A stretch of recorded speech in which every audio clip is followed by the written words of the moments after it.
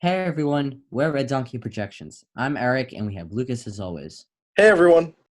So today we're going to be talking about Florida and specifically the fact that Donald Trump essentially cannot win without the state of Florida.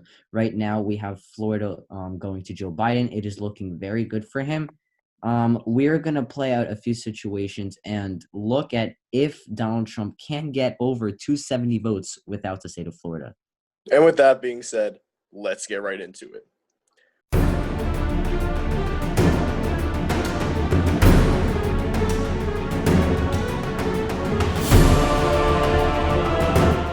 So let's first discuss why we think Florida is going blue. And yes, it's not only just polling.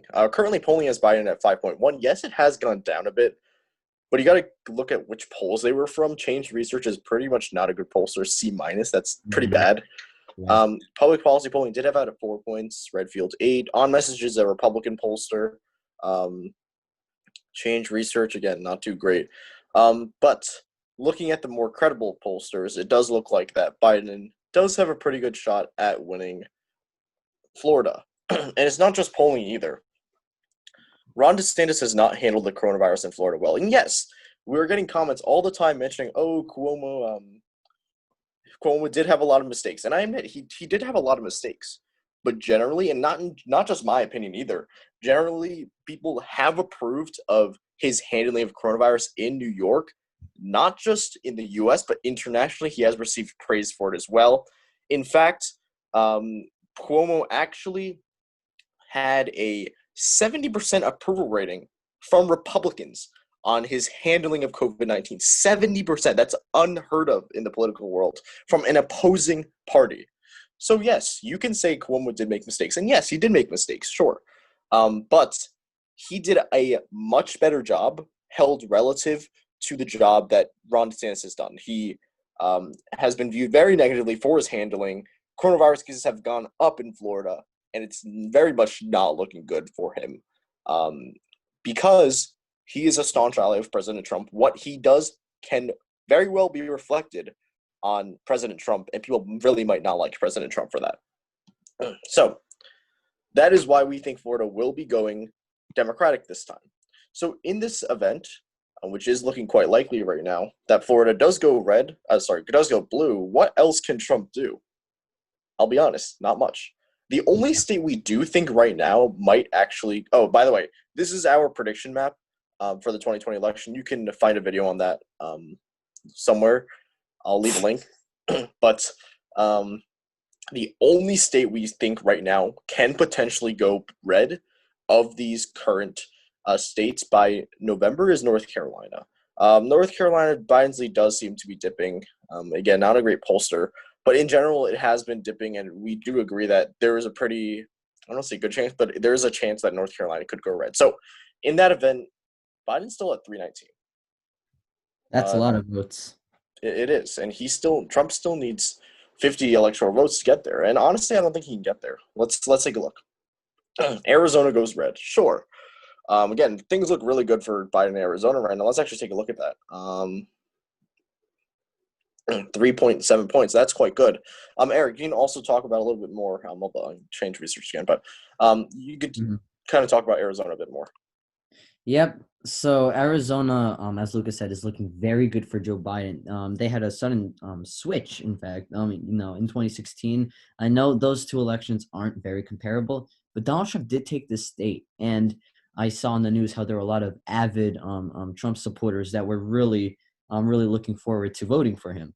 That has really changed, and as I've said before, Arizona had surprisingly quite a few conservative Republicans, but that is being balanced out by a new demographic of Latinos and Latinas that, for the most part, do support the Democrat, which is why Arizona is leading in favor of Joe Biden. Yes, we may see a little blip in the polls, and not only in Arizona, maybe also in Florida and North Carolina, but that is because in the midst of the Republican convention, the approval of the Republican, or Donald Trump in this case, does go up a little. I agree. I think polling overall does look pretty good. On Message, again, can't really trust that. There are a few bad pollsters which also may be contributing to this blip. but Arizona, aside from these polls, is in a good spot for Joe Biden. Right, like Trafalgar. Thank you in the comments for correcting me on the pronunciation. Trafalgar is not a good pollster. They did last minute polling. I don't trust Trafalgar at all. But anyways, Arizona's not looking like it'll go blue. But let's just say, go red. But let's just say it goes red. What else can Trump do? This is where we get kind of stuck. I mean, Nebraska second maybe flips red, sure. For context, it only adds one vote. One. So not much help there. It really doesn't matter. But what else can he even do?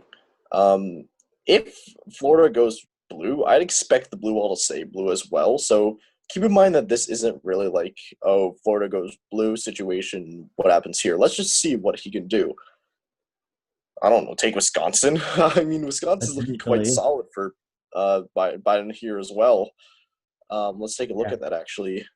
In fact, surprisingly, had a little bip in the polls. Again, Trafalgar, changed research, not good pollsters. A C- is terrible.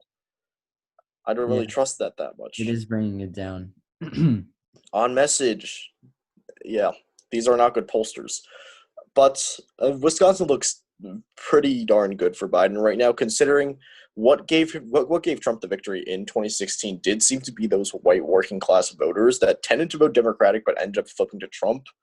We don't think that will happen again this time, and Biden will do much better here. And we do expect Biden to campaign in Wisconsin a little bit harder than he did, a little harder than Hillary Clinton did, because she did not visit these states that much at all. I think she visited once after the convention in Wisconsin. That was not a good idea. Anyways, let's just say Wisconsin goes red. Why not? Genuinely, Michigan, I don't think that it will go red this time. Looking at everything, demographics, polling, Michigan looks really good for Biden right now. We're going to keep that blue. Yeah, and just realistically, we don't see a reason as to give Donald Trump these states just to see how he can win without Florida, because Florida is a swing state, and along with the blue wall is a very big determiner in a lot of elections. A lot of news channels do look out for Florida. Oh, it's the known battleground state of Florida. How is it doing right now? We always hear that in the news during elections, so it's very important. And I don't see what else Donald Trump can flip. We got to be realistic. He still needs 30 votes, and we really are not sure where that can come from. Right. If the blue wall stays blue. New Hampshire, Nevada, that adds 10 votes. Still needs 30. I mean, potentially these other options are flip Pennsylvania and flip Minnesota. Minnesota honestly might vote to the left of Wisconsin. That's definitely possible. In that event, it's still going to be pretty good for Biden. We did a whole video on Minnesota. It's quite good for him. We think the rural areas could potentially pose a long-term threat to the Democratic Party's hold here, but not in the short term at all. Again, Trafalgar. They put it as a tie, but I do have to say, Emerson, A- poll, should be a little bit concerning to the Biden campaign that he's only up by 2. So keep that in mind. Minnesota has a potential to go red. I don't really see that happening this election. And same with Pennsylvania.